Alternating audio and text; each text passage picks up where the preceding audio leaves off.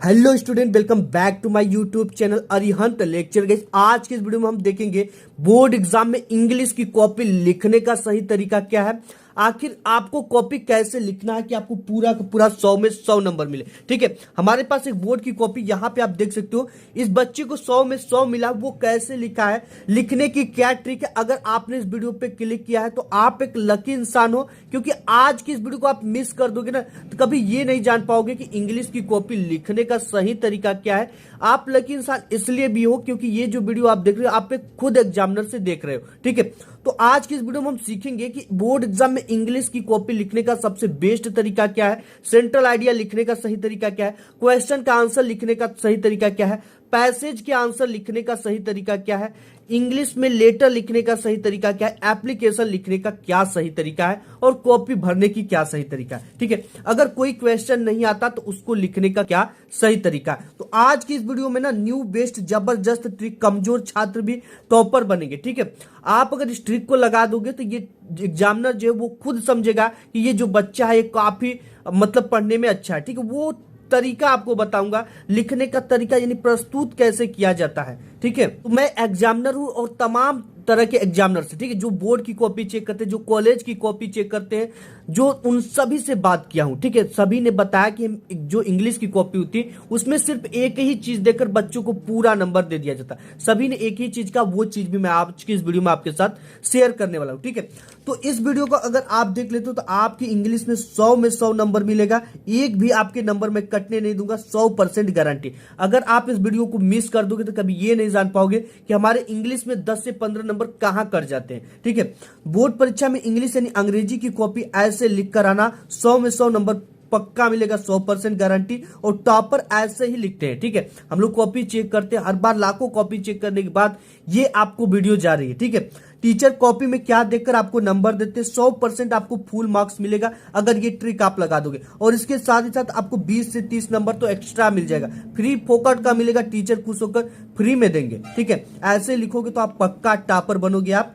ठीक है, ये ही नहीं, आप देखेंगे कि अगर कोई भी क्वेश्चन का आंसर नहीं आता तो उसका आंसर कैसे लिखें, इस ट्रिक से लिखना, 100% नंबर मिलेगा। ठीक है, टीचर खुश होकर आपको पूरे नंबर देंगे। बहुत सारे बच्चों की ये प्रॉब्लम होती है कि सर हमारी लिखावट खराब है, हैंड राइटिंग खराब है, तो इस ट्रिक से लिखना, टीचर खुश होकर नंबर देंगे। सीधा सीधा मैं अपने पॉइंट पर आता हूं। यहाँ पे 2024 का ये पेपर है। ठीक है, और यहाँ पे ये बोर्ड की कॉपी है। ठीक है, इसको देखो भरना मैं सिंपल आपको यहाँ पे भर कर ले रखा हूं ताकि आपकी टाइम वेस्ट ना हो भरने में। ठीक है, हाई स्कूल इंटरमीडिएट में कॉपी भरने का प्रोसेस बिल्कुल सेम होता है, कुछ भी चेंज नहीं होता। ठीक है, तो यहाँ पे सबसे पहले अगर आप 10th या 12th में, तो वीडियो दोनों के लिए धमाल की वीडियो है।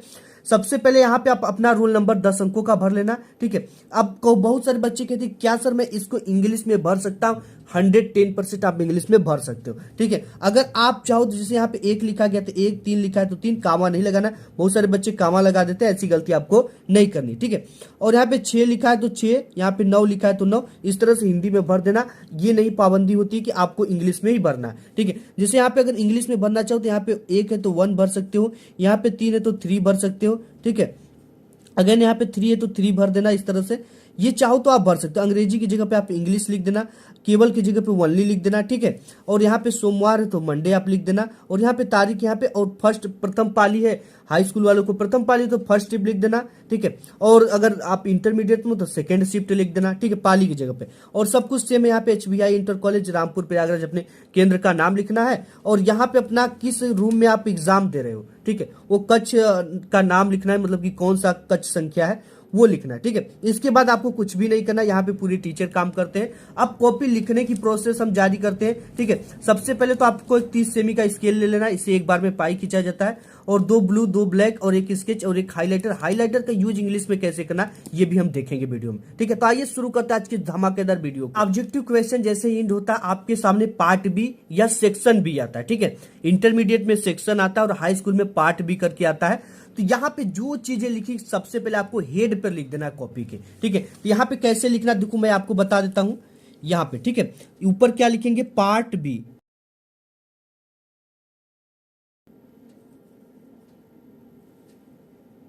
इस तरह से हमने पार्ट बी लिखा, और स्केल से 2 डबल पाई ऊपर खींच देना है। इसके बाद आपको क्या लिखना है, ठीक है, देखिए पार्ट बी में आपका आता है रीडिंग। ठीक है, तो सबसे पहले आपको क्या करना है, यहाँ पे एक लाइन छोड़ना है और यहां पे लिख देना रीडिंग।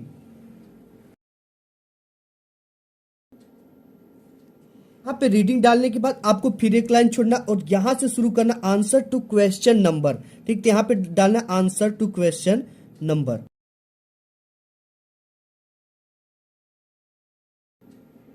इतना हमने लिख दिया आंसर टू क्वेश्चन नंबर। हम 21 नंबर पे कर रहे हैं तो 21 नंबर यहाँ पे डाल देना। जो भी आप करो डाल देना। इसके बाद स्केल से 2 पाई आपको इसके नीचे खींच लेनी है।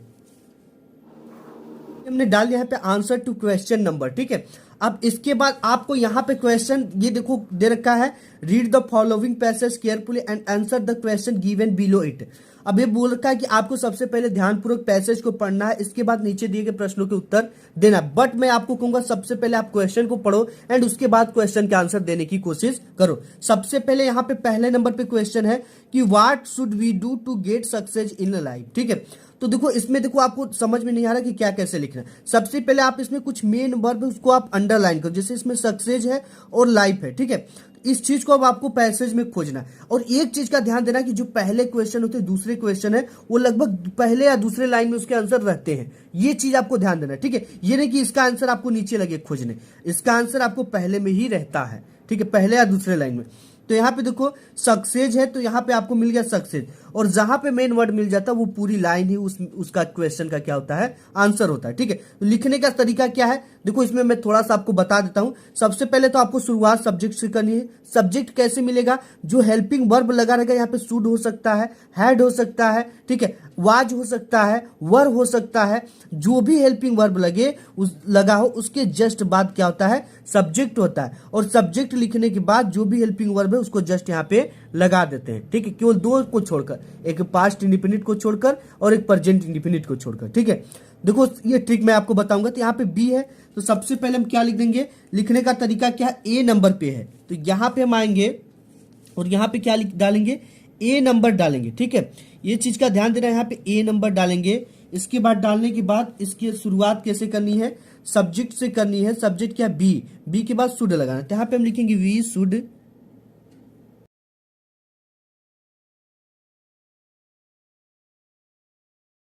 ये हमने यहां तक लिख दिया सक्सेस तक। ठीक है, तो यहाँ पे सक्सेस, इसके बाद यहाँ पे थोड़ा सा क्या है, ये चीजें लिख लेना, सक्सेस इन लाइफ। ठीक है, सक्सेस के बाद इसमें क्या दरकार, इन लाइफ, तो यहाँ पे हम लिख देंगे इन लाइफ।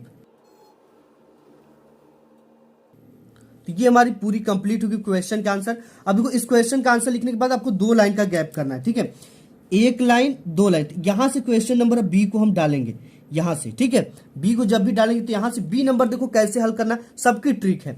यहाँ पे what type of life did the great man of the world lead. ठीक है, यानी इसकी किस तरह की जीवन होती है जो ग्रेट मैन होते हैं, तो उनका आंसर हम कैसे लिखेंगे, यहां से आप लिख सकते हैं। इसमें मेन वर्ब क्या है, हमने बताया कि 2 जो हेल्पिंग वर्ब होता है, जैसे यहाँ पे हेल्पिंग वर्ब डिड है, इसके जस्ट बाद क्या लगा है, सब्जेक्ट। ठीक है, हमने क्या बताया, इसके जस्ट बाद, डिड के जस्ट बाद क्या है, the great man of the world, इतना पूरा पूरा सब्जेक्ट है। ठीक है, ये क्या है, पूरा पूरा सब्जेक्ट है। तो आप इसको the great man of the world इस तरह से पहले सब्जेक्ट लिखेंगे। उसके बाद यहाँ पे देखो इसमें मेन वर्ब क्या है, the great man of the world, यहाँ पे मिल रहा है all the great man of the world, इतना तो मिल गया, लेड वेरी डिलीजेंट लाइव्स। ठीक है, इसी चीज को आपको उतार देना है। ठीक है, the great man of the world. अब यहाँ पे लीड जो है ना, जब भी डीड आए, आपको जब भी डीड आ जाए तो उसका क्या करेंगे, जो भी वर्ब है, जो भी क्रिया है उसका, ठीक है, क्रिया जस्ट सब्जेक्ट के बाद आपको मिलेगी, उसका सेकेंड फॉर्म लगा दे। जैसे यहाँ पे अगर प्ले होता, यहाँ पे प्ले होता तो इसका सेकेंड फॉर्म क्या हो जाता, प्लेड हो जाता। ठीक है, सेकेंड फॉर्म अक्सर वर्ब के अंत में डी या ईडी लगाने से बनता है। अगर यहाँ पे ई नहीं, ईडी नहीं, यहाँ पे अगर ई लगा होता तो हम केवल डी लगाते। ठीक है, यहाँ पे ई नहीं लगा हुआ तो ईडी लगाए। अक्सर जो सेकेंड फॉर्म होती है ऐसे ही बनती है। जब भी आपको डीड लग जाए ना तो आपको क्या करना है, उसमें आपको ये आपको सेकेंड फॉर्म वर्ब का लगा देना। ठीक है, अगर यहाँ पे काल होता तो कॉल्ड हो जाता। तो यहाँ पे आपको ये पूरी की पूरी आंसर देखो, हमने बताया कि मेन वर्ब ग्रेट मैन आपको मिल गया, तो all the great man of the world, लेकिन हम यहाँ पे लिखेंगे the great man of the world, फिर उसके बाद है लेड वेरी डिलीजेंट। यही चीज आंसर है, लिख देंगे। यहाँ पे बी नंबर डाला तो यहाँ पे हम क्या लिखेंगे, the great man of the world. यहां से हमने लिखना शुरू किया।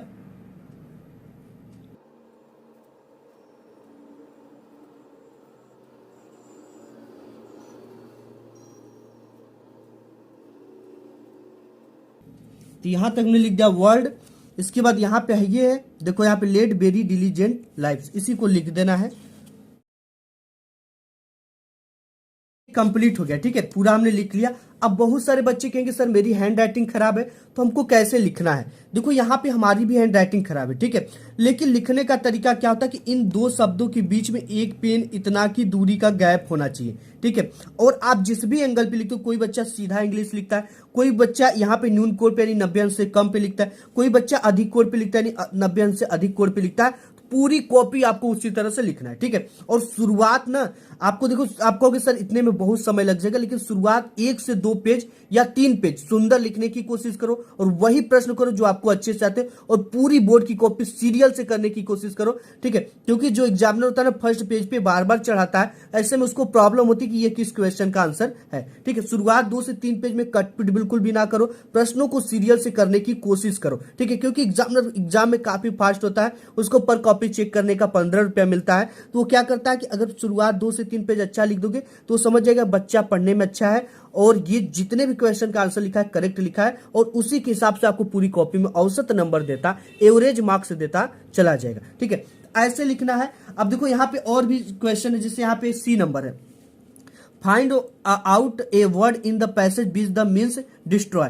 तो डिस्ट्रॉय का मीन्स इसमें रुइन आया हुआ है, ठीक है।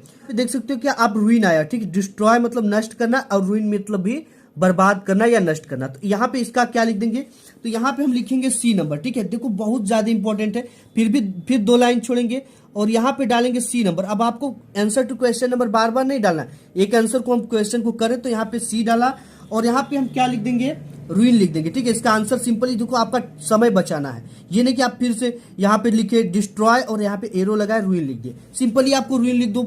यहाँ पे देखो 1-2 नंबर के जो क्वेश्चन उसमें एक भी नंबर नहीं करते, यहाँ पे हम क्या लिख देंगे, रुइन, ठीक है। ये हो गया। अब इसके बाद एक क्वेश्चन और इसमें कि find out a word in the passage which is the opposite of the disgraceful. जैसे भी आपको डिस लगा हो ना, तो यहाँ पे अगर इसका अपोजिट करा तो केवल ग्रेसफुल हो जाएगा, ठीक है। और एक ट्रिक और भी होती है, जैसे कि नहीं आया आपको कोई इसका जो है ना डिसग्रेसफुल, जब भी आए तो आपको डिस हटाकर केवल ग्रेसफुल लिखना होता है। तो यहाँ पे हम नीचे क्या डाल देंगे, डी नंबर डाल देंगे, ठीक है। तो यहाँ पे हमने डाल दिया डी नंबर और इसके बाद क्या लिख देंगे, ग्रेसफुल। अगर ये चीजें नहीं आती तो आप इज नॉट फेल फॉर, एक ग्रामर का रूल होता है, उसको आप लगा दोगे, 110% आपको पूरे नंबर मिलेगा अगर आपको नहीं समझ में आता, ठीक है। यहाँ पे हम क्या लिख देंगे, डिसग्रेसफुल, सॉरी डिस तो है ये है, यहाँ पे डिस को हटा दिए जाएंगे और इसका अपोजिट क्या हो जाएगा, केवल ग्रेसफुल हो जाएगा। अगर आपके ना पेज में गलती हो जाती है तो आपको ऐसे केवल एक लाइन में काटना है, ठीक है। बहुत सारे बच्चे इसको इस तरह से काट देते हैं, तो ऐसी चीजें आपको नहीं करना, ये चीज आपको पुअर लगती है तो आपको ऐसे पूरी कॉपी लिख कर आना है, जैसे यहाँ पे मैंने बताया। अब आप कहोगे क्वेश्चन के आंसर कैसे लिखने हैं, वो भी चीजें हम देखें। आपके बोर्ड एग्जाम में रीडिंग के बाद ना आता है राइटिंग, ठीक है। राइटिंग को कैसे लिख, जैसे यहाँ पे राइट ए लेटर, ठीक है, राइट ए लेटर या राइट एन एप्लीकेशन, ठीक है। लेटर और एप्लीकेशन लिखने का सही तरीका क्या है, देखो सबसे पहले आपको ये लेटर राइटिंग, ऊपर लेटर राइटिंग डालना है, आंसर टू क्वेश्चन नंबर डाल देना है। इसके बाद देखो इसमें इस साइड में आप ध्यान देना, इस वाली साइड में आपको अपना एड्रेस जहां पे भेज रहे उसका एड्रेस लिखना होता है, सेंडर का नाम, ठीक है। तो यहाँ पे इसको आप ब्लैक या ब्लू दोनों पेन से लिख सकते हो, ब्लू से लिख देना अच्छा लगता है, ठीक है। तो यहाँ पे देखो ये डाल दिया गया है जहां भेजा, आपको कुछ नहीं आता बोर्ड एग्जाम में तो आप जहां के रहते हो वही एड्रेस आप डाल देना, ठीक है।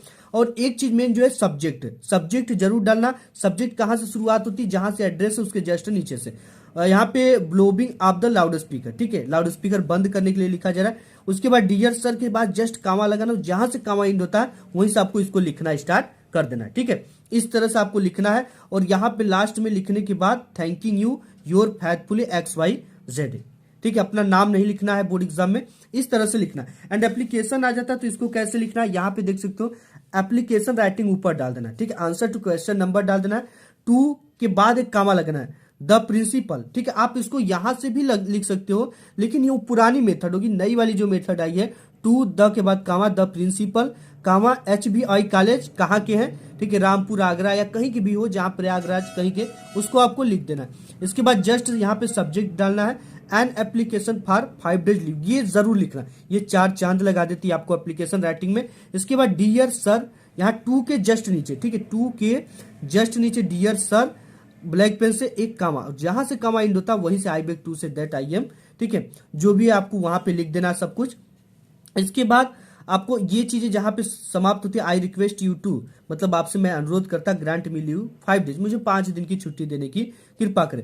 थैंकिंग यू ठीक है, धन्यवाद आपका, और यहाँ पे डेट डाल देना, और यहाँ पे योर ओबेडिएंटली, ठीक है, ओबेडिएंटली में आपको अपना नाम नहीं लिखना है, XYZ डाल देना, और क्लास 10th है यहाँ पे लिख देना, ठीक है। और इसके बाद अगर आपके बोर्ड एग्जाम में लॉन्ग आंसर आता है, ठीक है, तो लॉन्ग आंसर जो होता है वो लिटरेचर के अंतर्गत आता है। देखो यहाँ पे जैसे ग्रामर आ गया, ठीक है, जैसे ग्रामर करोगे तो यहाँ पे सबसे पहले हम लिटरेचर देख लेते हैं, तो इसको कैसे करना है, ठीक है। जैसे यहाँ पे answer the following question in about 30 to 40 words each, 40 से 50 शब्दों में आपको आंसर देना। तो यहाँ पे सबसे पहले लिटरेचर डालेंगे, लिटरेचर करें तो answer to question number 25 answer, या अथवा वाला जिसे हम करते हैं ना, जैसे यहाँ पे है अथवा कि why was Lencho angry when he received the letter. Or वाला करें तो यहाँ पे आर डाल देंगे, ठीक है। अगर पहला करें तो ए नंबर डालकर पहला कर देंगे। तो हम ए पहले का क्या कर रहे हैं, आर वाला यानी अथवा वाला क्वेश्चन करें तो इसको इस तरह से लिखना है। अब यहाँ पे 3 से 4 लाइन छूटा हमारा बचता है, ये नहीं कि हम आंसर टू क्वेश्चन नंबर यहाँ से करके कोई क्वेश्चन लिखने लगे, ये गलती आपको नहीं करनी, ठीक है। यहाँ पे इतना लाइन छोड़ता है तो इसको छोड़कर नेक्स्ट पेज से करेंगे। और आपको एप्लीकेशन और ये लेटर लिखने के लिए कभी भी कोई क्वेश्चन अगर यहाँ भी खत्म हो जाता है तो आपको इसलिए नहीं कि यहाँ से लिखकर एप्लीकेशन राइटिंग शुरू कर दे। एप्लीकेशन और लेटर के लिए हर समय एक नई पेज लेना है, ठीक है, यानी एक पेज पूरा लेना है। ये नहीं कि आपको कहीं से यहाँ से क्वेश्चन शुरू हो रहा है तो आप यहाँ से एप्लीकेशन राइटिंग लिखकर आधा इस पेज पे लिखे आधा उस पेज पे लिखे, ऐसी गलती नहीं करनी। इसके लिए पूरा का पूरा पेज एप्लीकेशन हो चाहे लेटर राइटिंग हो, इसके लिए लेना है, ठीक है। तो इस चीज को आपको ध्यान देना, बोर्ड एग्जाम में ऐसी गलती से बचोगे तो आपको पूरा का पूरा नंबर मिल जाएगा। अब जैसे ग्रामर आता है तो आपको ग्रामर कैसे करना है, टॉपर बच्चे की कॉपी है, ठीक है। अब देखो इसने कैसे कैसे लिखा गया है, पूरी आप प्रोसेस देख सकते हो। अब इसके बाद देखो इन्होंने ग्रामर किया है, ठीक है। ग्रामर के बाद यहाँ पे ग्रामर डाला गया, आंसर टू क्वेश्चन नंबर डाला गया, इनडायरेक्ट स्पीच किया गया तो the teacher ask me where I was going, ये चीजें लिखा गया, ठीक है। पैसिव वॉइस किया गया तो पैसिव वॉइस, पंचुएट किया गया तो पंचुएट यहाँ पे लिखा गया, ठीक है। इसके बाद यहाँ पे देखो, अब यहाँ पे ग्रामर में हिंदी टू इंग्लिश ट्रांसलेशन आ रहा है तो यहाँ पे आंसर टू क्वेश्चन नंबर डाला गया है। और इसके बाद आंसर में लिख रहा है, जिससे यहाँ पे जो भी उसका ट्रांसलेशन होता है, जो India is a progressing rapidly, ठीक है, it was a developing country, population and the reaching prices, ऐसे आपको ग्रामर पे लिखना है, ठीक है। ऐसे लिख कर आओगे बोर्ड एग्जाम में कॉपी तो आपके एक भी नंबर नहीं कटेंगे, पूरे के पूरे नंबर मिलेंगे। आज की इस वीडियो में बस इतना है, मिलूंगा एक नेक्स्ट वीडियो में, तब तक के लिए धन्यवाद।